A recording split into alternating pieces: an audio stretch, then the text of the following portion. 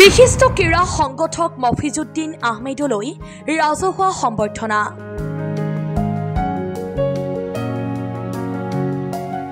Nalbari art স্কুলৰ উদ্যোগত দেওবাৰে আৰ্ট স্কুলৰ প্ৰেক্ষাগৃহত প্ৰবীণ ক্ৰীড়া সংগঠক বিশিষ্ট সমাজকৰ্মী নলবাৰী আৰ্ট স্কুলৰ উপদেষ্টা মফিজুদ্দিন আহমেদক ৰাজহুৱা সম্বৰ্ধনা জনোৱা হয়।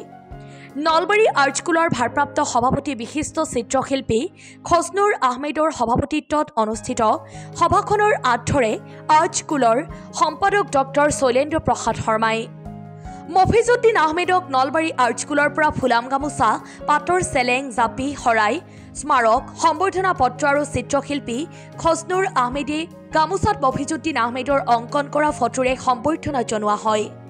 অনুষ্ঠানটোত মফিজুদ্দিন আহমেদক ক্ৰীড়া সংগঠক বিকাশ ভট্টাচাৰ্য, গৌৰী বৰ্মন, হীৰেন্দ্ৰ কুমাৰ শৰ্মা, হিৰণময় কলিতা, অমূল্য দাস, খদিজা বেগম, দীপক পাঠক, আব্দুল মন্নাফ, নৃপেন্দ্ৰ কুমাৰ শৰ্মা, জিতুমণি ভট্টাচাৰ্য, প্ৰণীতা কলিতা, ঈশ্বৰ ৰাজবংশী, বিজু তহবিলদাৰ, দেৱজিৎ ভট্টাচাৰ্য আদিয়ে ফুলাম গামোচাৰে সম্বৰ্ধনা জনায়।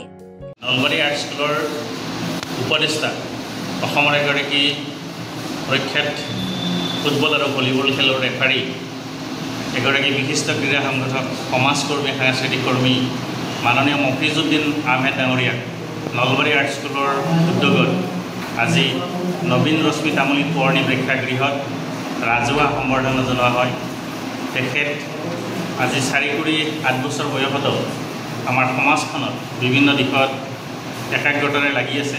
নলবাৰী আৰ্ট স্কুলৰ বিভিন্ন কাম কাজত তেখেত আগ্ৰণী ব্যক্তি হিচাপে আগবাঢ়ি আহে। সকলো কাম কাজতে তেখেতৰ সুস্বাস্থ্য ৰাইজে কামনা কৰিছে আৰু সেই বিশেষ ব্যক্তিজন নলবাৰীৰ ক্ৰীড়া জগতৰ লগত বিশেষভাৱে জড়িত হৈ আছিল।